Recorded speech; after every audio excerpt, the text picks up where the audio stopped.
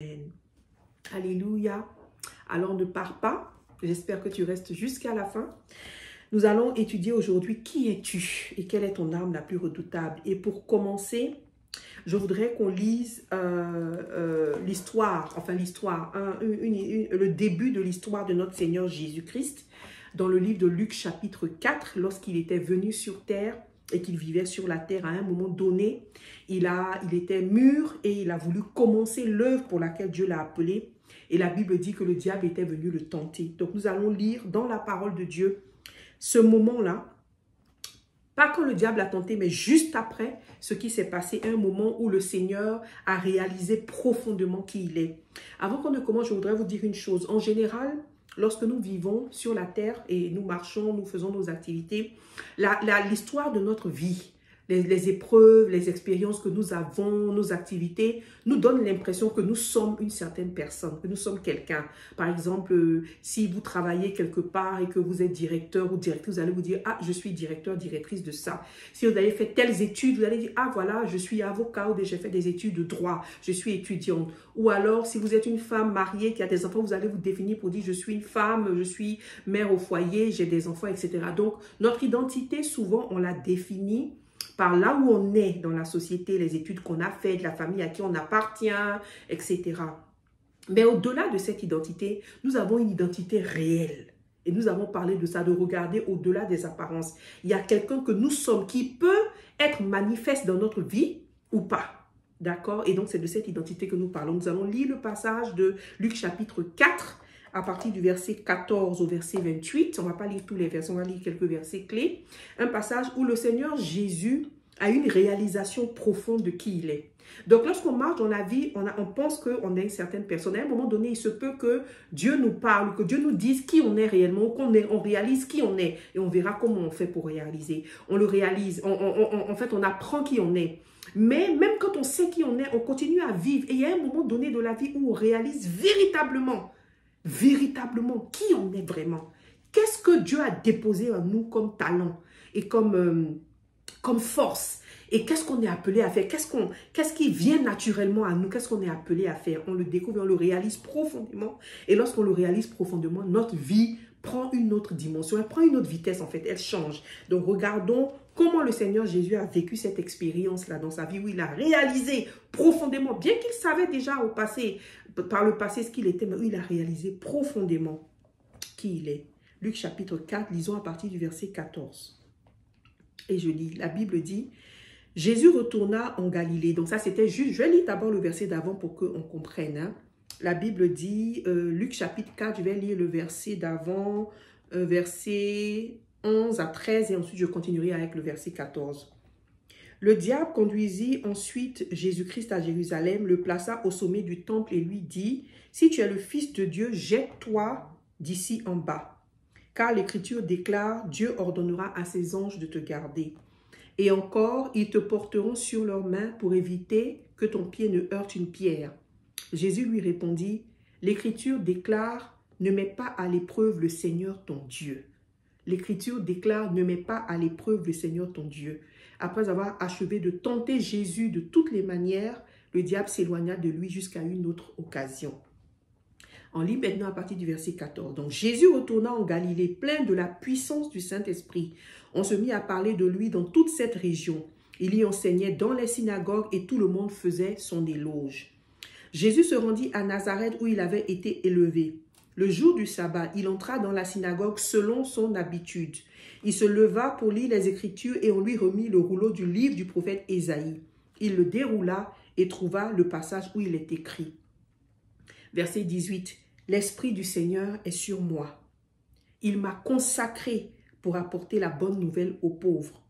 Il m'a envoyé pour proclamer la délivrance aux prisonniers et le don de la vue aux aveugles, pour libérer les opprimés, pour annoncer l'année où le Seigneur manifestera sa faveur. » Puis Jésus roula le livre, le rendit au serviteur et s'assit. Toutes les personnes présentes dans la synagogue fixaient les yeux sur lui. Alors il se mit à leur dire, « Ce passage de l'Écriture est réalisé aujourd'hui pour vous qui m'écoutez. Tous exprimaient leur admiration à l'égard de Jésus et s'étonnaient des paroles merveilleuses qu'il prononçait. Ils disaient, « N'est-ce pas là le fils de Joseph ?» Jésus leur déclara, « Vous allez certainement me citer ce proverbe, médecin, guéris-toi toi-même. Vous me direz aussi, nous avons appris tout ce que tu as fait à Capernaum, accompli les mêmes choses ici dans ta propre ville. » Puis il ajouta, « Je vous le déclare, c'est la vérité, aucun prophète n'est bien reçu dans sa ville natale. De plus, je peux vous assurer qu'il y avait beaucoup de veuves en Israël à l'époque d'Élie, lorsque la pluie ne tombait pas durant 3 mois et demi et qu'une grande famine sévit dans tout le pays. Pourtant, Dieu n'envoya Élie chez aucune d'elles, mais seulement chez une veuve qui vivait à Sarepta, dans la région de Sidon. Il y avait aussi beaucoup de lépreux en Israël à l'époque du prophète Élisée. Pourtant, aucun d'entre eux ne fut guéri, mais seulement Naaman, le Syrien. Tous dans la synagogue furent remplis de colère en entendant ces mots. Ils se levèrent, entraînèrent Jésus hors de la ville et le menèrent au sommet de la colline sur laquelle Nazareth était bâtie, afin de le précipiter dans le vide. Mais Jésus passa au milieu d'eux et s'en alla. Alléluia. Il y a quelques éléments dans ce passage que je veux relever. Comme je le disais, juste après sa tentation, Jésus-Christ est d'abord parti en Galilée. La Galilée qui n'est pas une ville, qui n'est pas chez lui. Là-bas, la Bible dit qu'il a été et il reçut, on lui a fait des éloges et tout ça. Les gens parlaient de lui et tout. Quand il a quitté la Galilée, il est venu à Nazareth, qui est la ville où lui-même il a grandi, où il a passé toute son enfance. Et c'est à Nazareth qu'il a lu ce passage-là qui décrivait un peu, qui le décrivait lui en fait, le passage du prophète Isaïe. Et ensuite, il leur a dit, cette parole que vous avez lue là, c'est moi. Et ils ne l'ont pas pris, ils ont commencé à dire, mais tu es Joseph, etc. Est-ce que ce n'est pas le fils de Joseph? Et ils étaient surpris. Alors, la première chose que je voudrais dire dans ce passage, c'est que Jésus-Christ, de façon, l'élément principal de ce passage, de ce qui se passe à ce moment-là, c'est que c'est maintenant que Jésus sort pour commencer son œuvre et donc il veut dire aux gens qui il est. Et le Seigneur, l'Éternel lui donne la possibilité quand il arrive dans le temple. Et la Bible dit qu'il vient d'habitude dans les synagogues. Mais ce jour-là, il lit un passage qui parle de lui. Et il dit aux gens qui sont là, c'est moi. Voici qui je suis. Vous m'avez vu circuler dans votre ville, circuler partout en tant que le fils de Joseph, en tant que ce juif, etc., etc., le fils de Marie. Mais en réalité, voici qui je suis. Je ne suis pas vraiment celui que vous avez vu, mais voici ma vraie identité. Moi, je suis quelqu'un qui a l'Esprit de Dieu sur lui. L'Esprit du Seigneur est sur moi. Je suis capable de donner la vie aux aveugles. Je suis capable de guérir les malades. Et je suis venu en fait pour sauver et pour enlever l'oppression sur le dos de ceux qui sont condamnés. Pour annoncer que c'est une année de faveur. Donc voilà qui je suis. En fait, je suis un messager. Je suis un sauveur. Et ce que je sais faire le mieux, c'est de délivrer les gens. Ce que je sais faire le mieux, c'est de sauver les gens. Voici ma raison d'être sur cette terre et voici mon arme la plus redoutable, mon pouvoir le plus redoutable, celui que je vais utiliser pour faire mon œuvre. Je suis capable de sauver, je suis sauveur. Et quand il a dit ça, la parole de Dieu dit que les gens ont fixé les regards sur lui, les gens pleins d'admiration. Laisse-moi te dire aujourd'hui, le jour où tu vas réaliser profondément qui tu es, comme Jésus-Christ a réalisé qu'il n'était pas seulement le fils de Joseph, le jour où tu réaliseras que tu n'es pas seulement le fils de tes parents, que là où tu es, la situation que tu vis ne te définit pas, le travail que tu as ne te définit pas, mais que tu sauras exactement quelle est la raison pour laquelle Dieu t'a envoyé sur terre, quel est ton rôle et quelle est la capacité, quels sont les atouts qu'il t'a donnés pour faire ce rôle sur cette terre. Ce jour-là, lorsque tu vas réaliser qui tu es, les gens vont te regarder avec admiration, avec stupéfaction. Ils seront tétanisés. Ils vont se dire, mais c'est pas possible. Qui est cette personne? Parce que toi-même, tu viens de réaliser qui tu es. C'est la première chose qui est arrivée à Jésus-Christ. Donc, quelqu'un qui marchait incognito partout, ce jour-là, à partir du moment où il leur a dit, voici qui je suis, le regard des gens sur lui a changé. Amen. Voici ce que savoir qui tu es va créer. Première chose. La deuxième chose que je voudrais mentionner, c'est que les personnes qui sont dans ta vie et qui t'ont connu en tant que la personne que tu es aujourd'hui, dans le travail que tu es, avec la famille que tu as, le mari que tu es, la femme que tu es, ou bien le grand frère, la grande soeur, l'ami que tu es, les gens qui t'ont connu dans ton environnement aujourd'hui, ce sont ces personnes-là qui auront du mal à réaliser quelle est ta vraie identité lorsque Dieu te la révèle. Lorsque Dieu te révèle qui tu es vraiment, pourquoi il t'a appelé sur terre. et il te révèle les atouts que tu as. Ce sont les personnes qui te connaissent tel que tu es en apparence, qui ont des difficultés à réaliser qui tu es. Et c'est ce qui est arrivé au Seigneur Jésus-Christ. Ils lui ont dit, mais tu es le fils de Joseph, voici tes parents, on te connaît, aujourd'hui toi tu dis que tu es qui? Alors il est très important. Lorsque le Seigneur, on va regarder comment le Seigneur va te révéler, ça aussi il a déjà fait gloire à Dieu pour toi, c'est ce qu'on veut. Lorsque le Seigneur t'a révélé qui tu es dans ta vie, dans les situations que tu as, tu sens que la personne que tu es n'est pas celle qui est en train de vivre en ce moment. Lorsque le Seigneur te révèle ta vraie identité et que les gens à côté de toi sont dans le doute ou bien ne te considèrent pas par rapport à ce que tu es, ne t'en inquiète pas. Aucune personne n'est reconnue par les siens. C'est comme ça. Et le Seigneur Jésus-Christ même l'a dit, il l'a vécu. Alléluia. Je voudrais relever un verset quand le diable est en train de tenter Jésus. Vous vous rappelez dans le passage précédent, il a tenté le Jésus de toutes les manières. Il lui a dit, oui, transforme les pierres en pain pour manger. Il l'a amené sur une colline, il dit, jette-toi et tout ça. Mais le moment où le diable a compris que il ne pouvait plus continuer de tenter Jésus et que c'était fini là, c'était à la fin, la troisième fois. Quand il a dit à Jésus-Christ, il l'a placé sur le sommet du temple et il lui a dit, si tu es fils de Dieu, jette-toi. Jésus lui a répondu quoi? Ne mets pas à l'épreuve le Seigneur ton Dieu. C'était la première fois que Jésus-Christ lui répondait en lui rappelant qui il était. Je suis le Seigneur ton Dieu. Il a rappelé au diable, je suis le Seigneur ton Dieu. Ne me mets pas à l'épreuve. Alléluia. Lorsque toi-même tu réalises qui tu es, et que tu le dis, et que tu le penses, et que tu vas le dire au diable, le diable va arrêter de te tenter parce qu'il saura que c'est fini. Il ne peut plus te tenter parce que tu sais qui tu es. Alléluia. Donc, savoir qui tu es, quelle est la raison pour laquelle Dieu t'a mis sur terre, et quel est le pouvoir que Dieu t'a donné, quel est l'atout le plus grand que Dieu t'a donné, va faire fermer la bouche du diable. Amen. Il ne pourra plus te tenter, il ne pourra plus, parce qu'il sait qu'à partir du moment où tu sais qui tu es, personne ne peut plus te détourner de la réussite dans ta vie. Personne ne peut plus te détourner de ton succès. C'est fini.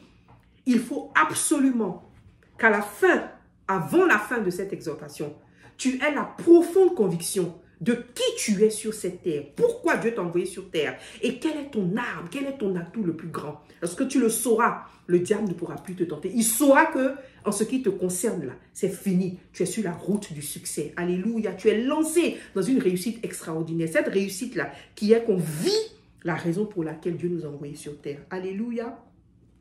Gloire au Seigneur. La dernière chose que je voudrais dire par rapport à ce que le Seigneur Jésus-Christ a vécu, c'est que lorsque tu sauras qui tu es, voici ce qui va t'arriver. Verset 28, la Bible dit que les gens étaient dans l'admiration, n'est-ce pas? Mais à un moment donné, ils ont voulu le tuer quand ils ont réalisé qu'il est en train de dire des choses trop fortes. Lorsque tu sauras, lorsque tu réalises que tu es un des signes, lorsque tu réalises qui tu es et tu réalises le pouvoir et la force, l'atout principal, majeur que Dieu t'a donné, les gens vont essayer de te tuer. Le diable va essayer de tuer parce que ce sera la panique. Il saura qu'il ne peut plus te tenter pour te détourner de la voie de Dieu. Donc, il va préférer vouloir t'éliminer parce qu'il sait que tu es devenu dangereux. Tu es devenu dangereux pour lui. Et tu es devenu parce que ta réussite est assurée. Donc, tu deviens dangereux et il veut t'éliminer. Et voilà, il va s'acharner sur toi pour te finir. Ça, c'est un autre élément, c'est un autre signe. Lorsque tu sauras qui tu es, lorsque tu vas réaliser qui tu es. Alléluia. Voici la puissance qui se rattache au fait de savoir son identité. C'est la réussite. C'est le succès sans limite, en fait. Parce que tu vis ce pourquoi tu as été mis sur la terre. C'est la panique dans le camp de l'ennemi qui ne peut plus t'avoir. Et c'est surtout ta prise de position dans ton œuvre. Et si vous regardez ce passage, la parole de Dieu dit quoi? Lorsque c'était la première expérience que Jésus avait après être tenté par le diable, il n'avait pas encore commencé son ministère. C'était la première expérience qu'il avait. Dès qu'il est parti, à partir du verset 31, la Bible dit, Jésus se rendit alors à Capernaum, ville de Galilée, et il y donnait son enseignement à tous. C'est comme ça qu'il a commencé à guérir. Il a commencé par guérir quelqu'un qui était possédé d'un esprit mauvais. C'était sa première expérience dans le service. Lorsque il est passé par ce moment de réaliser qui il est, de réaliser pourquoi le Père l'a mis sur la terre, de le confirmer parce qu'il le savait déjà. Alléluia. Il le savait déjà, mais il a profondément réalisé cela et il l'a partagé lorsqu'il s'est approprié son identité. C'était le moment pour lui de commencer son ministère. Alléluia. Tu ne pourras commencer ta mission et être puissant dans la mission que Dieu te donne sur cette terre. Ta mission d'ambassadeur pour Christ, ta mission de sentinelle, ta mission de prophète, ta mission de pasteur, ta mission d'évangéliste, la mission que Dieu t'emmène dans ton milieu, dans ton environnement où tu es. Tu ne pourras être très efficace et puissant dans cette mission que lorsque tu réaliseras qui tu es et pourquoi Dieu t'a mis sur la terre. Et c'est à ce moment-là que tu vas aussi, ton arme va s'activer. Ton pouvoir qu'il t'a donné particulier va s'activer. Le talent le plus puissant qu'il a mis en toi va s'activer à ce moment donné. Et c'est ce qui est arrivé au Seigneur Jésus. Donc, dès qu'il est passé par là et qu'il a pu confirmer qui il était, il a pu le réaliser et l'exposer, c'est à ce moment-là qu'il a commencé son ministère. Alléluia. Je voudrais aujourd'hui qu'on regarde deux choses. On va regarder qu'est-ce qui se passe donc quand tu réalises ton identité. Donc, par ça, on va parler de ton arme la plus puissante. On va parler de comment est-ce que tu peux arriver à savoir qui tu es et quelle est ton arme la plus puissante. Alléluia. Et c'est de ça qu'on va parler. Amen. Je bénis le Seigneur pour ce moment. Donc, je veux rappeler quelque chose d'important. Lorsque tu réalises qui tu es, 3 choses. La première chose, c'est que le diable va arrêter de te tenter pour te détourner de Dieu. Il saura que c'est fini, mais il va s'acharner sur toi. Le royaume des ténèbres va s'acharner parce qu'ils vont vouloir te terminer pour ne pas que tu réussisses ta mission sur terre. Parce qu'ils n'ont plus d'autres moyens de te détourner. Parce que tu sais dorénavant qui tu es. Alléluia. L'arme la plus puissante que Dieu t'a donnée va s'activer lorsque tu sauras qui tu es. Les deux sont liés. Ton identité est l'arme la plus redoutable que Dieu te donne pour accomplir ta mission sur terre. Et finalement, tu vas commencer ton œuvre sur la terre. Alléluia. Donc, je voudrais qu'on prenne le temps de lire l'histoire de 2 personnes rapidement. Esther, on va commencer par Esther. On va lire Esther chapitre 2. Et je vais juste lire quelques versets pour vous parler un peu de cette expérience que Esther a eue. Et quand elle a réalisé véritablement qui elle était. Vous connaissez l'histoire d'Esther. C'était une fille qui vivait avec son oncle Mardoché, qui s'occupait d'elle, quand le roi a eu besoin donc d'avoir une nouvelle femme. Et il a lancé, donc on lui a conseillé de lancer une sorte de concours et de sélection de toutes les jolies femmes, les plus belles femmes du royaume. Et comme ça, il choisirait une pour en faire sa reine. Et les autres resteraient des concubines. Et c'est comme ça que l'oncle de Esther donc lui a dit, écoute, va également dans la course, dans la sélection. Et c'est comme ça que Esther est partie. La Bible dit qu'elle était très très belle. Esther chapitre 2 verset 7 dit, Mardoché avait adopté sa cousine Hadassa, donc c'était sa cousine qu'on appelait Esther. La jeune fille avait perdu ses parents et depuis leur mort, Mardoché l'élevait. Son corps était splendide et sa beauté remarquable. Donc Esther avait un corps splendide et une beauté remarquable. Et c'est comme ça donc elle est rentrée, elle allait s'inscrire pour la sélection. Et donc lorsque le décret a été publié, et donc elle est arrivée. Si je vous lis Esther chapitre 2 verset 8, la Bible dit, lorsque le décret royal fut publié, de nombreuses jeunes filles furent rassemblées à la citadelle de Suse. Esther se trouvait parmi ces jeunes filles. Elle fut conduite comme les autres au palais royal et placée sous l'autorité de Hégé, le responsable du harem. Elle plut beaucoup à celui-ci et gagna sa faveur. Il s'empressa de lui fournir tout ce qui était nécessaire à ses soins de beauté et à son entretien. Il lui procura 7 servantes choisies dans le personnel du palais et l'installa avec elle dans le meilleur appartement du harem. Esther n'avait pas révélé son origine juive car Mardoché le lui avait interdit et de son côté Mardoché se promenait tous les jours devant la cour du harem pour se renseigner sur la santé d'Esther et savoir ce qui allait lui arriver. Les jeunes filles du harem devaient suivre pendant 1 année le traitement de beauté prescrit aux femmes. Les 6 premiers mois, elles étaient massées avec de l'huile, etc., etc. Donc, voici Esther. Elle reste donc 1 an avec les autres jeunes filles dans la capitale de Suse, dans un harem où elles doivent être entretenues. Et non, la Bible dit que quand elle arrive, un deuxième critère. D'abord, on avait dit qu'elle était belle et elle avait un corps splendide, elle était belle. Mais en plus, elle trouve la faveur donc de Hégé, qui est donc un eunuque. Et la Bible dit qu'elle lui plut beaucoup. Donc, ce n'était pas qu'il lui plaisait de façon sexuelle parce que c'était un eunuque. Ce n'était pas non plus d'où elle venait parce qu'elle n'avait pas révélé qui elle était en tant que juive, mais pour une raison donnée, elle a plu beaucoup à Hégé qui a commencé à lui faire des faveurs, des avantages pour qu'elle soit bien préparée.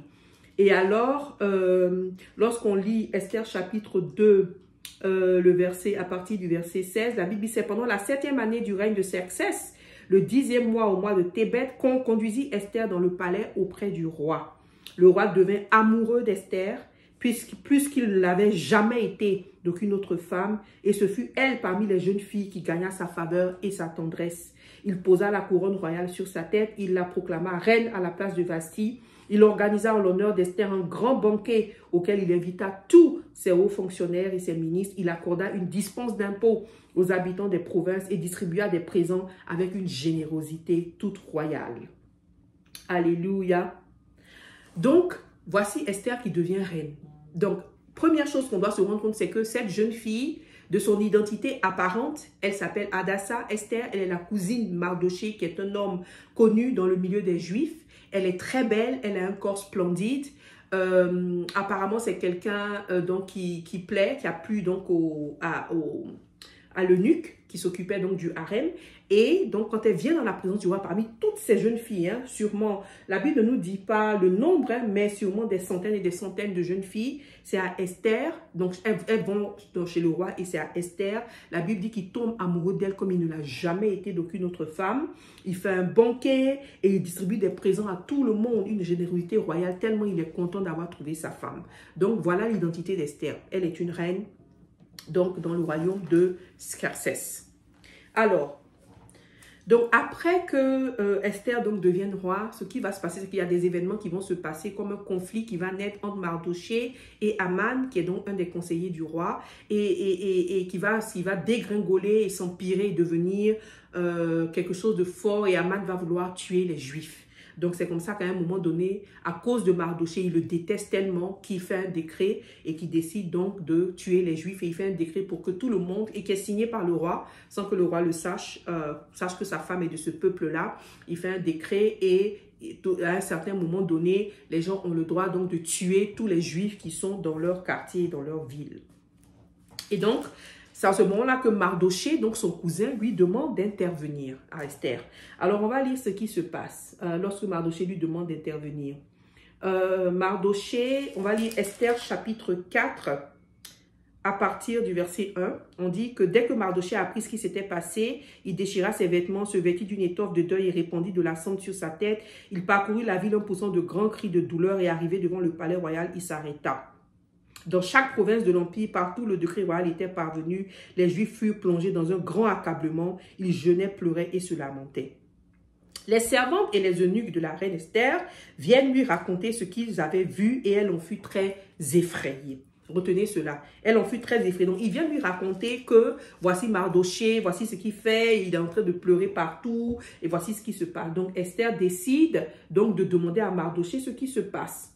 Donc, attaque donc le serviteur d'Esther, alla trouver Mardoché sur la place située à l'entrée du palais. Mardoché le mit au courant des événements, lui parla en particulier de la somme d'argent que Aman avait promis de verser au trésor royal si tous les Juifs étaient massacrés. Il lui donna le décret en vue de l'extermination des Juifs et il lui demanda de renseigner Esther sur la situation en lui montrant ce texte. Attaque devait aussi la prier de se rendre auprès du roi pour implorer sa pitié et plaider la cause du peuple auquel elle appartenait. Attaque remplit sa mission et Esther lui ordonna de rapporter la réponse suivante à Mardoché. Alors, écoutez la réponse que Esther donne à son cousin lorsqu'on vient lui dire que son peuple sera massacré. Elle dit, mais tout le monde, des serviteurs du roi aux habitants des provinces de l'Empire, connaît la loi s'appliquant à quiconque, homme ou femme, entre dans la cour intérieure du palais, sans avoir été convoqué par le roi. Cette personne doit mourir. Elle n'a la vie sauf que si le roi lui tend son sceptre d'or. En ce qui me concerne, voilà tout un mois que je n'ai pas été invitée à me rendre auprès du roi. Donc, elle dit à son serviteur d'aller dire à Mardoché que ce que tu me demandes, je ne peux pas le faire parce que tout le monde sait que je vais mourir. La personne qui rentre et à qui le roi ne donne pas le sceptre va mourir. Et moi, ça fait plus d'1 mois que le roi ne m'a pas appelé. Donc, aujourd'hui, bien que je suis reine, je ne pense pas que je puisse aller. Je suis effrayée, j'ai peur pour ma vie. Alors, verset 12, lorsque Mardoché reçut cette réponse d'Esther, il lui fit dire, « Ne t'imagine pas que tu pourras échapper toi seul au sort des Juifs parce que tu vis dans le palais. Si tu refuses d'intervenir dans les circonstances présentes, les Juifs recevront de l'aide d'ailleurs et ils seront sauvés. Toi, par contre, tu mourras et ce sera la fin de ta famille. Mais qui sait, peut-être est-ce pour faire face à une telle situation que tu es devenue reine. » Donc, Mardoché lui dit, ce que tu dis n'a pas d'importance. Si on est tué, tu seras tué aussi. Donc, de toute façon, il faut le faire. Et donc, c'est à ce moment-là que Esther dit, bon, priez pour moi, faites 3 jours de jeûne et ensuite, je vais aller voir le roi. Esther chapitre 5 nous décrit comment est-ce que Esther donc est partie voir le roi. Et donc, je vais juste lire du verset 1 à 8. Et puis, le reste, je vais vous le raconter et je vais vous dire ce qu'on peut tirer de ce passage qui a trait avec l'identité. Hein. C'est très, très, très intéressant. Ne partez surtout pas. Au bout de ces 3 jours de jeûne, Esther revêtit ses habits de reine et alla se présenter dans la cour intérieure du palais en face des appartements royaux. Le roi était assis dans le palais, assis sur son trône en face de la porte d'entrée. Lorsqu'il vit la reine Esther debout dans la cour, il la considéra avec bienveillance et lui rendit le spectre d'or qu'il tenait. Esther s'approcha et en toucha l'extrémité. Le roi lui demanda, « Que se passe-t-il, reine Esther? Que désires-tu? Je suis prêt à t'accorder jusqu'à la moitié de mon empire. » Si sa majesté le roi le juge bon, répondit Esther, « J'aimerais qu'aujourd'hui même il vienne avec Aman au festin que j'ai préparé pour lui. » Le roi envoya immédiatement quelqu'un chercher Aman pour exaucer le souhait d'Esther. Puis ils se rendirent tous les deux au festin qu'elle avait préparé. À la fin du repas, Esther dit au roi, le roi dit à Esther, « Que désires-tu me demander? Je suis prêt à réaliser tes vœux en t'accordant jusqu'à la moitié de mon empire. » « Ce que je désire te demander, répondit Esther, eh bien, si j'ai obtenu la faveur de sa majesté et si le roi est prêt à exaucer mes vœux, j'aimerais qu'il vienne de nouveau avec Aman au festin que je vous offrirai demain. Alors je te dirai de quoi il s'agit. » Donc le lendemain, Esther chapitre 7, le roi et Aman se rendit chez la reine Esther pour y festoyer une seconde fois. À la fin du repas, le roi lui dit de nouveau à Esther, « Que désires-tu me demander? Je suis prêt à réaliser tes vœux en t'accordant jusqu'à la moitié de mon empire. » C'est la 3e fois qu'il le dit. La reine Esther répondit, « Si j'ai obtenu la faveur de sa majesté et si le roi juge bon qu'il veuille accorder la vie sauve à moi-même et à mon peuple, c'est le vœu que je te demande. En effet, mon peuple et moi, nous avons été vendus pour être détruits, tués et massacrés. Si nous avions été vendus seulement pour être réduits en esclavage, je me serais tué, car cela n'aurait pas valu la peine de te déranger. » Le roi Xerxès demanda à la reine, « Où est donc celui qui a formé un tel projet? Qui est-ce? » Esther répondit, « Notre adversaire, notre ennemi, c'est Aman ce misérable. » C'est Aman ce misérable. Et c'est comme ça que le roi ordonne donc la mort d'Aman. Amen. Alors, voilà l'histoire d'une dame. Une jeune dame, une jeune fille qui est devenue reine, qui était dans la cour du roi, qui y était et qui avait donc une vie apparente où elle se disait, je suis la cousine de Mardoché, je suis reine, je suis la femme du roi Xerxès. Et c'est comme ça qu'elle se voyait, jusqu'au jour où il y a une menace qui pèse sur son peuple. Et quelqu'un lui dit, mais est-ce que tu sais que, peut-être même que la personne que tu penses que tu es là, ce n'est pas cette personne, peut-être qu'en fait, tu es une reine que Dieu a établie pour sauver le peuple d'Israël à un moment comme celui-ci. Donc, ne crois pas que tu t'en sortiras. Donc, un étranger, lui rappelle, qui est son cousin, son grand cousin, lui rappelle qu'en fait, il faut bien voir Esther. Je ne suis pas sûre que toi, ton identité, là, c'est juste être reine dans le palais joli comme tu es. Hein. Peut-être qu'en fait, ta mission, là, elle est autre et que tu es destinée à sauver ce peuple. Et donc, quand il lui dit ça, elle se dit, bon, ok, il n'y a pas de problème, mais priez pour moi pour que quelque chose se passe et j'irai voir le roi. Notez que le lendemain, quand Esther va chez le roi, elle ne va pas directement dans ses appartements. La Bible dit qu'elle porte ses vêtements de reine et elle s'arrête dans la cour. Elle ne fait même pas de pas. Et le roi, par hasard, est assis et c'est lui qui lui dit, viens, et il lui tend le spectre. Donc Esther, avant qu'il y ait les 3 jours de jeûne, la Bible dit qu'elle était effrayée, elle avait peur. Mais lorsqu'ils ont jeûné et prié pour elle, et qu'elle-même elle a jeûné aussi, elle a eu la force. Et qu'est-ce qui a changé en fait entre Esther avant le jeûne et Esther après le jeûne, qui non seulement va dans la cour du roi, elle marche, elle se présente, le roi lui dit, viens. Le roi a une faveur extraordinaire. Quand elle vient dans sa présence, il lui dit, je peux te donner jusqu'à la moitié de mon empire. Il lui dit, et là même, elle ne lui dit même pas ce qu'elle veut. Elle sait, mais non. Elle commence. C'est là, Esther, après les jours de jeûne, elle est consciente que, on dirait que j'ai un certain pouvoir sur le roi. Et elle ne lui dit même pas ce qu'elle veut. Elle lui dit, va. Aujourd'hui, tu es venu dîner avec Aman, c'est ce que je voulais. Mais je ne vais pas te dire ce que je veux. Va, revenez encore demain.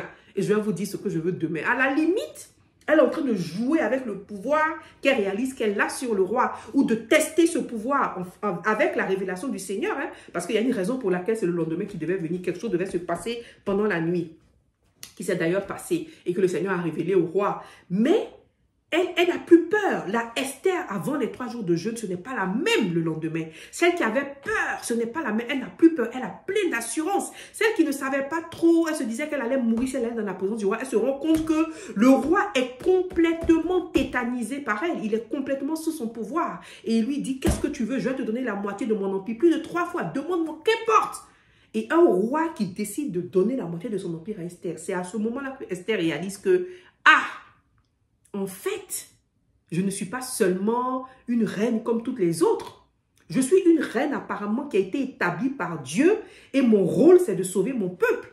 Et l'arme redoutable que Dieu m'a donnée, c'est l'effet que je suis en train d'avoir. En fait, j'ai un effet extraordinaire sur le roi. Voilà l'arme redoutable de Esther. Les gens auraient pu penser que c'est sa beauté.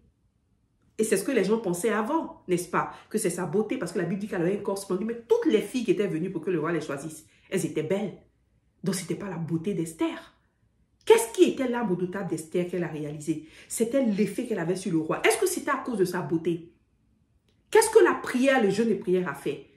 Esther a réalisé quel était son pouvoir. Et quand on relit un peu Esther chapitre 2, chapitre 3, c'était une jeune fille, partout où elle allait, elle attirait la bienveillance et la faveur.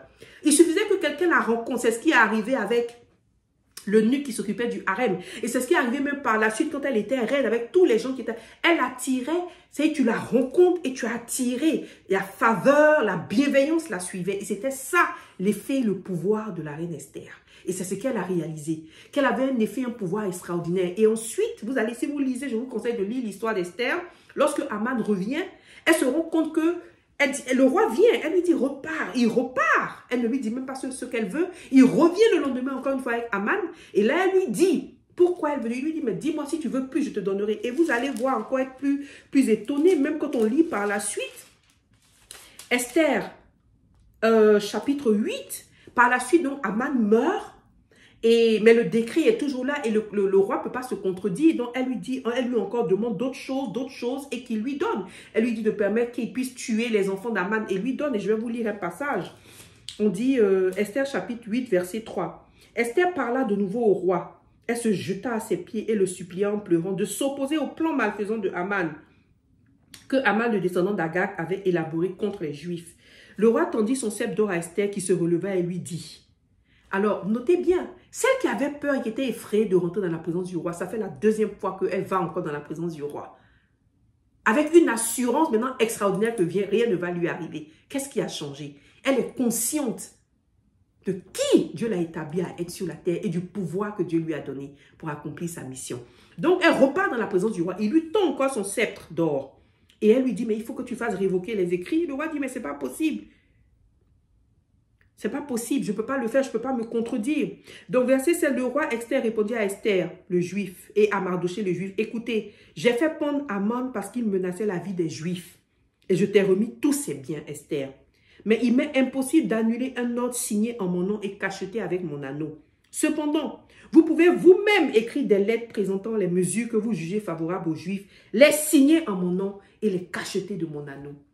Tellement Esther a un effet extraordinaire sur le roi. La faveur qu'elle a est trop grande et c'est son arme. C'est sa force la plus grande. Le roi lui dit, écrivez ce que vous voulez. Prends mon anneau puis cachette. Je te donne, écris tout ce que vous voulez. Prends mon anneau et cachette. Et c'est ce qui se passe. Mets mon tampon sur le décret. Et c'est ce qui se passe. Donc Esther, et avec sous le conseil de son cousin, ils font un décret pour dire que les Juifs peuvent se défendre, etc. Et même par la suite, et ce fut une tuerie et un massacre. La Bible dit ce fut une tuerie. Esther chapitre 9 verset 5. Les Juifs purent traiter comme il leur plut ceux qui les détestaient. Ils mirent à mort leurs ennemis. Ce fut une tuerie et un massacre. Dans la citadelle de Suse, ils tuaient 500 hommes.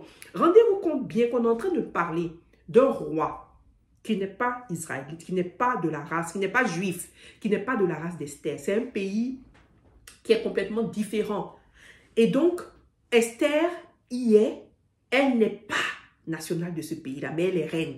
C'est à cette femme étrangère que le roi donne la capacité et le pouvoir de décider sur ses concitoyens, lui qui est roi. Et ses concitoyens sont massacrés juste parce que Esther lui a demandé. Quelle arme extraordinaire Esther avait dans la main, liée à son identité, à cause de qui elle était. À cause de ce pourquoi Dieu l'avait appelé sur terre. Il lui avait donné un atout pour l'aider à remplir sa mission. Et elle avait ce pouvoir-là. Le roi a vu ses concitoyens être massacrés. Massacrés. Et il a donné ce pouvoir à Esther. Et la chose encore pas la plus choquante, mais qui va encore vous époustoufler par rapport à l'arme que Esther avait, c'est que quand vous lisez Esther chapitre 9, versets 11 et 12, le même jour, on fit connaître au roi le nombre de gens qui avaient été tués dans la citadelle de Suse. Le roi dit alors à la reine Esther, « Rien que dans la citadelle de Suse, les Juifs ont massacré 500 hommes, en plus des 10 fils de Haman. Combien ont-ils dû en tuer dans les autres parties de l'Empire? Mais si tu désires encore me demander quelque chose, je te l'accorderai. Je réaliserai tous tes vœux. » Amen. Donc là, le roi réalise que ses concitoyens sont morts. On vient lui dire, plus de 500 personnes sont mortes dans la capitale. Et il s'en a dit à Esther, voici les gens qui sont morts. Mais si tu veux me demander encore quelque chose, j'accorderai tous tes vœux. Ce n'était pas la beauté d'Esther. Il y avait plein de femmes qui étaient belles. Ce n'était pas d'où elle venait. Ce n'était pas ça. Ce qui a permis à Esther de réussir à sauver son peuple et d'accomplir sa mission sur terre, c'est son identité, c'est la pleine réalisation de qui elle était.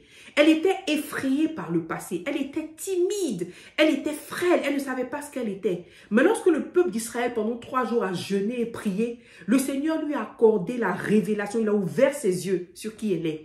Il a ouvert ses yeux sur son identité. Il a ouvert ses yeux sur le pouvoir qu'il a mis dans sa main, sur l'influence qu'il a mis dans sa main. Et lorsqu'elle a réalisé qu'elle était son arme la plus redoutable, sa force, son pouvoir s'est mis en marche, ça s'est activé. Et elle a commencé à faire ce pourquoi Dieu l'avait appelée sur terre. Alléluia! Lorsque tu réalises qui tu es, qui Dieu t'a emmené à être sur cette terre, le pouvoir et le talent qu'il a mis dans ta main, il va l'activer. De la même manière qu'il a fait pour le Seigneur Jésus-Christ. Le Seigneur Jésus-Christ a dit, a exposé, confirmé qui il était. Le pouvoir, la puissance de faire des miracles, la puissance de sauver l'humanité s'est activée dans sa vie. Alléluia. Mon frère, ma soeur, toi qui m'écoutes, je prie que le Seigneur te révèle l'identité profonde qu'il t'a donnée sur cette terre. La raison pour laquelle il t'a appelé sur cette terre, qu'il te la révèle. Parce que lorsqu'il te la révélera, ton atout le plus grand, ton âme va s'activer et tu pourras faire tout ce que tu veux. Alléluia, pour la mission que Dieu t'a accordée. Tu pourras réussir cette mission. Alléluia. Et c'est ce qui est arrivé. Le roi est allé jusqu'à permettre à Esther, encore une fois, même après ça, de encore faire des choses pour pouvoir sauver le royaume d'Israël. Alléluia. Donc, quand le roi lui a dit, mais si tu désires encore me demander quelque chose, je te l'accorderai, je réaliserai tous tes vœux. Esther a répondu, si sa majesté le juge bon, qu'il soit permis aux Juifs d'agir encore demain, selon le décret qui était valable aujourd'hui, et que les corps des 10 fils de Haman soient pendus à un gibet. Amen. Malgré la tristesse que le roi ressentait, il a encore fait ce qu'Esther a demandé encore. Le lendemain, il a étendu la validité du décret jusqu'au lendemain pour qu'on puisse tuer les enfants d'Aman. Quel pouvoir! S'il n'y a que Dieu qui peut mettre dans la main de son enfant un tel pouvoir. Pourquoi? Parce qu'il y a une mission suprême sur ta vie que tu dois accomplir. Alléluia! Alléluia! Que le Seigneur nous permette de connaître qui nous sommes. Amen. Et c'est la même chose qui est arrivée lorsque vous regardez plusieurs personnes dans la parole de Dieu. Toutes ces personnes qui ont vécu avec Dieu, beaucoup, toutes ces personnes qui ont accompli leur mission sur terre, ce pourquoi Dieu les a appelés sur terre, à un moment donné, ils ont réalisé qui il était. Joseph, il a su, il savait qui il était. Et ça, c'est vraiment cette partie, je voudrais vous parler de comment arriver à réaliser qui vous êtes. Si vous regardez Joseph, il a su dans un songe. Donc souvent, le Seigneur va te montrer des visions qui ne vont pas te sembler... qui ne vont pas te sembler avoir du sens. C'est ce qu'il a. Joseph a fait un rêve où il voyait les étoiles et il voyait le soleil se prosterner, voilà, devant lui dans son songe. C'est le cas de Pierre dans Actes chapitre 10 où il a eu une vision, où il a vu un natte comme ça, où il y avait des animaux impurs dedans qui est venu dans son rêve. Et Dieu lui a dit, mange, et il n'a pas voulu manger. Et Dieu lui a dit, ne considère pas ce que j'ai déclaré pur, impur. C'est-à-dire, Dieu lui a dit, je t'ai appelé en fait, Pierre, à être un sauveur des non-juifs. Et je mets dans ta bouche la puissance de la parole. Et chaque fois que Pierre prenait la parole, tous les non-juifs se convertissaient. Et c'est ce qui est arrivé à Joseph. Donc, Joseph, lui, il avait eu le songe, mais il n'avait pas réalisé parce qu'il a commencé à réaliser qui il était et à utiliser ce pouvoir. Alléluia. Paul, pareil, dans Actes chapitre 9, avec Ananias, où le Seigneur l'avait rendu aveugle et Dieu lui a permis de voir qui il était. Alléluia. On va lire un peu, peut-être un ou deux de ces passages que vous voyez. Comment est-ce que le Seigneur peut te révéler qui tu es? Regardons Actes chapitre 9, versets 14 et 15. Versets 13 à 15. Anania répondit, Seigneur, de nombreuses personnes m'ont parlé de cet homme et m'ont dit tout le mal qu'il a fait aux fidèles de Jérusalem. Et il est venu ici avec le pouvoir que lui ont accordé les chefs des prêtres d'arrêter tous ceux qui font appel à ton nom. Mais le Seigneur dit à Ananias, va, car j'ai choisi cet homme Paul et je l'utiliserai pour faire connaître mon nom aux autres nations et à leurs rois, ainsi qu'au peuple d'Israël. Je lui montrerai moi-même tout ce qu'il devra souffrir pour moi. Et la Bible dit au verset 18, aussitôt des sortes d'écailles tombèrent des yeux de Saul et il put voir de nouveau. Il se leva, fut baptisé, il mangea et ses forces lui revinrent. Et c'est comme ça que Paul a commencé son ministère. Donc là, l'Éternel, Dieu a révélé à Paul qui il était. Il a révélé qui il était pour lui dire, je t'ai choisi, je vais t'utiliser pour faire connaître mon nom aux nations, aux rois, même à Israël, je vais t'utiliser, je vais te montrer ce que tu devras faire. Une fois que cette identité, Paul s'est approprié cette identité, les écailles qui étaient sur ses yeux sont tombées et c'est comme ça qu'il s'est levé pour aller commencer à faire l'œuvre. Alléluia. Pierre, pareil. Corneille également est venu lui parler de qui il était. Et c'est comme ça qu'il a réalisé qu'il s'est levé pour aller faire son œuvre avec la puissance que Dieu lui accordait de pouvoir parler aux foules.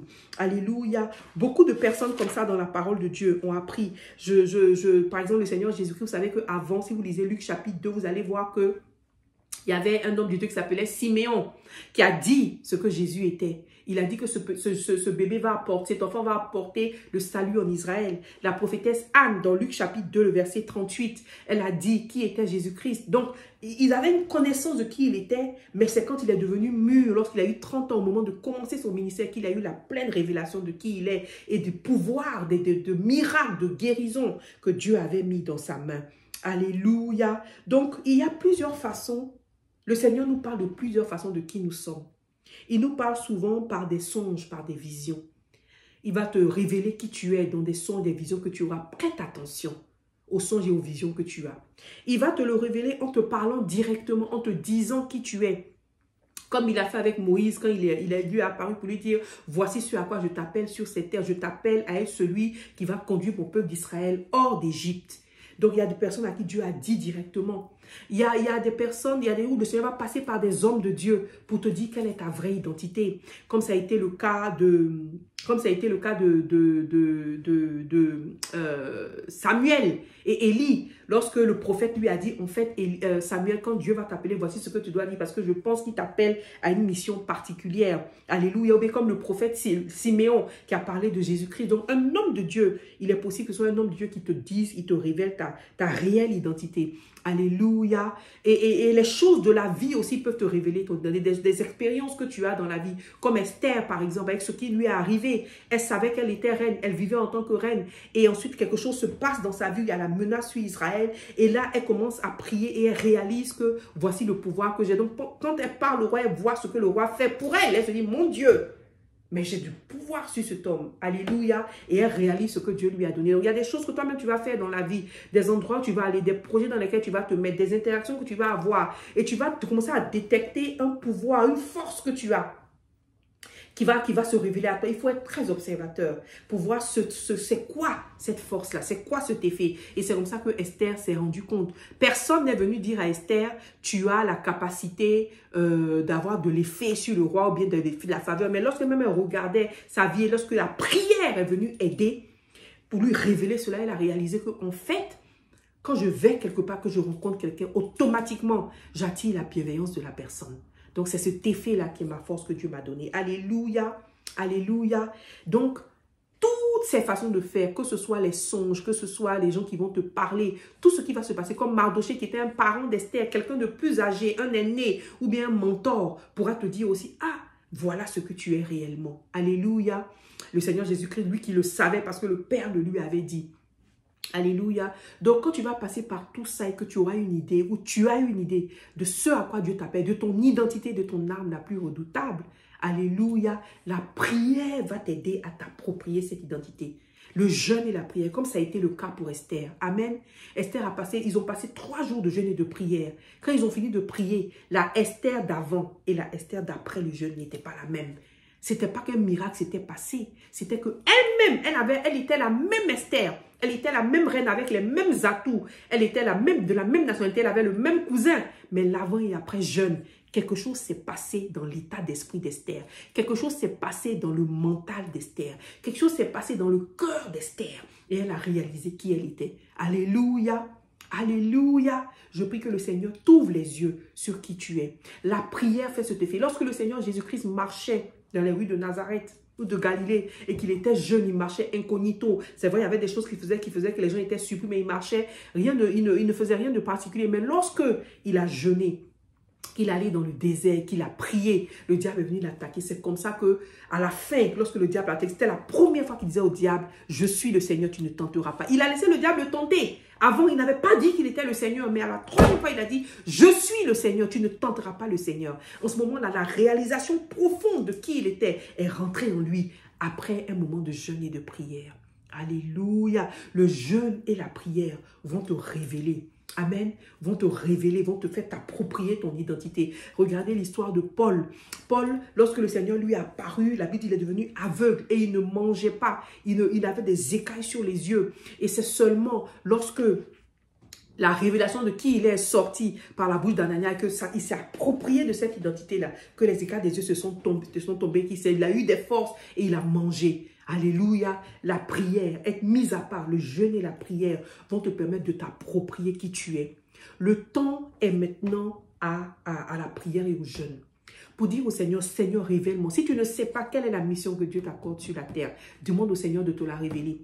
Mais la seule façon pour toi de savoir quelle est ton arme la plus redoutable, pas la seule, mais la plus efficace, alléluia, c'est de te mettre dans le jeûne et la prière et de demander au Seigneur de permettre que tu t'appropries. Parce qu'il ne suffit pas seulement de le savoir. Toutes ces personnes dans la parole de Dieu, ils savaient, ils avaient eu à un moment donné vent, ils savaient plus ou moins qui ils étaient, comme David. Quand le Seigneur, on l'a oué, il savait qu'il allait être roi. Il a passé son temps à aller chez Saül pour travailler en tant que quelqu'un qui jouait la musique. Il a passé son temps à faire plein d'années, à faire plein de choses jusqu'à ce qu'il réalise qui il était vraiment. Alléluia, et qu'il s'approprie cette identité-là. Amen. Et c'est là que son atout s'est activé. Amen. Et je prie que ce soit pareil pour toi. Je voudrais vraiment nous encourager chacun, alléluia, à être très observateur de ce qui se passe dans nos vies. À être très observateur de ce qui se passe dans nos vies. Je vais vous partager, pour finir, une petite révélation que le Seigneur m'a donnée. Je pense que c'est dans Luc chapitre 2. Voilà, dans Luc chapitre 2. Lorsque le Seigneur a commencé à parler de ce que Jésus était, d'abord c'était les bergers. Luc chapitre 2, versets 8 à 12. La Bible dit, dans cette même région, il y avait des bergers qui passaient la nuit dans les champs pour garder leurs troupeaux. Un ange du Seigneur leur apparut et la gloire du Seigneur les entoura de lumière. Ils eurent alors très peur. Mais l'ange leur dit, n'ayez pas peur, car je vous apporte une bonne nouvelle qui réjouira beaucoup tout le peuple. Cette nuit, dans la ville de David, est né pour vous un sauveur. C'est le Christ, le Seigneur. Et voici le signe qui vous fera le reconnaître. Vous trouverez un petit enfant enveloppé. Alléluia. Donc, les bergers ont couru. Ils sont venus chez Marie. Ils sont venus voir dans la bergerie. Ils sont venus voir le bébé. Verset 17, quand ils le virent, ils racontèrent ce que l'ange leur avait dit au sujet de ce petit enfant.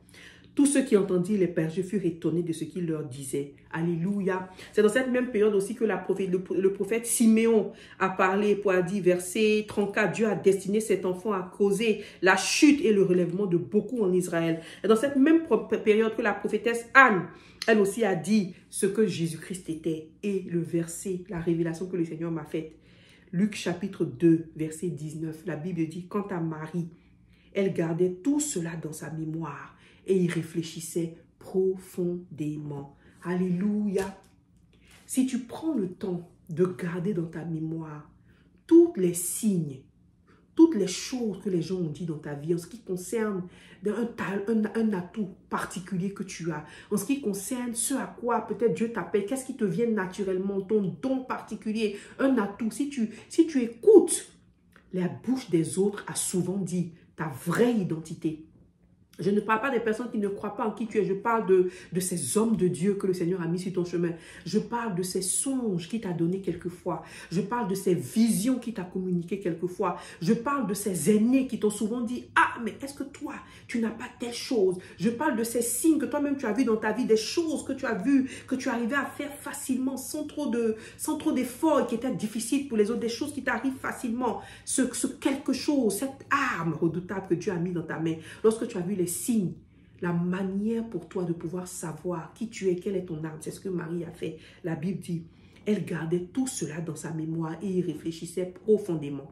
Alléluia, amen. Alors que nous terminons ce moment d'exhortation, je voudrais te dire de prendre le temps maintenant, de prendre un moment maintenant, de prendre un bic, de prendre une feuille et d'essayer de te rappeler, d'écrire tous ces moments où d'autres voix ont révélé quelque chose sur toi de puissant, quelque chose de naturel que tu fais mieux que les autres, ont révélé sur toi une identité, un rôle que tu as, ont révélé sur toi un effet que tu fais chez les autres, ont révélé sur toi un talent que tu as, des choses que des hommes de Dieu t'ont dit, des songes écrits, des visions, tous ces signes-là, comme Marie, mets-les sur papier, mets ces signes-là, énumère-les et réfléchis-y profondément et passe un moment de prière et de jeûne pour que le Seigneur te révèle et te permette de t'approprier ton identité, la raison pour laquelle il t'a envoyé sur terre et l'arme qu'il te donne pour pouvoir accomplir cette mission-là.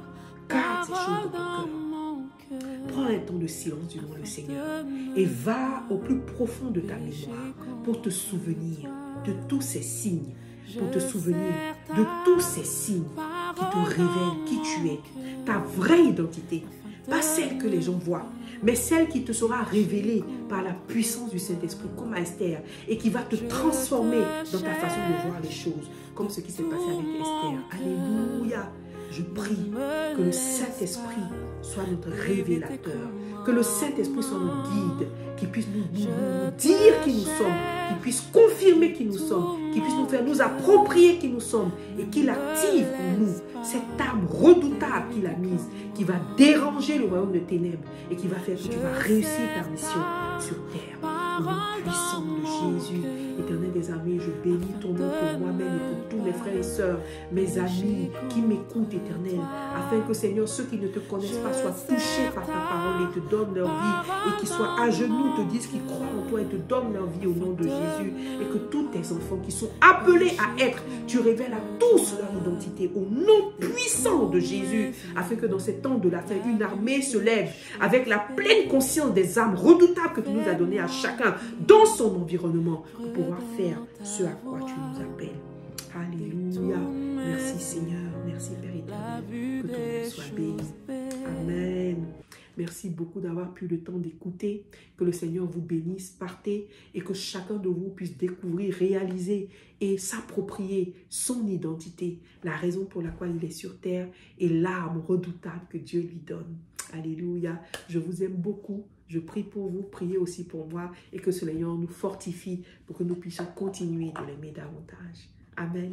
À très bientôt.